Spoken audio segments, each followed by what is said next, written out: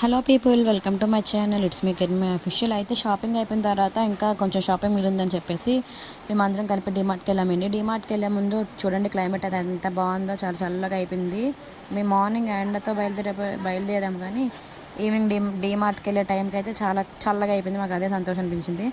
అయితే డీమార్ట్లోకి వెళ్ళిపోయిన తర్వాత కొన్ని ఐటమ్స్ తీసుకున్నాము, మా తమ్ముడికి సంబంధించినవి.